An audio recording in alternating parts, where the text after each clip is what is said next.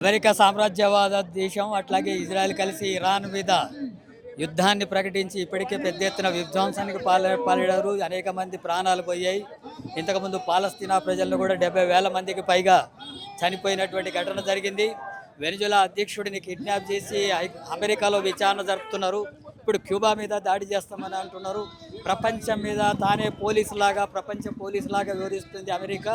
అట్లాగే అనేక దేశాల పాలకులంతా తాము చెప్పినట్టుగా వినాలని, తాను పెట్టేటటువంటి ఆంక్షలంతా కూడా అమలు చేయాలంటేటువంటి అహంకారపూరితంగా అమెరికా వ్యవహరిస్తుంది. ఈ యుద్ధాన్ని వ్యతిరేకిస్తూ వామపక్షాలు, ప్రజా సంఘాలు, పార్టీల ఆధ్వర్యంలో హైదరాబాదు చార్మినార్ నుండి నాంపల్లి ఎగ్జిబిషన్ గ్రౌండ్ వరకు నిరసన ప్రదర్శన నిర్వహిస్తున్నాం. అటుగే దేశ ప్రధాని అయినటువంటి మోడీ అమెరికా సామ్రాజ్యవాదం ముందు మోకరిల్లుతున్నాడు. యుద్ధాన్ని వ్యతిరేకించడం లేదు. ప్రపంచ పోలీసు ముందు మోకరిల్లితే దేశ ప్రజానికానికి అవమానకరమైనటువంటి ఘటన ఇది. ఇప్పటికైనా యుద్ధాన్ని వ్యతిరేకిస్తూ కేంద్ర ప్రభుత్వం ప్రజలకు ముందుకు రావాలని చెప్పి మేము డిమాండ్ చేస్తున్నాం. అందుకే ఈ రెండు విధానాలను వ్యతిరేకిస్తూ ఈరోజు నిరసన ప్రదర్శన కార్యక్రమాన్ని నిర్వహిస్తున్నాం.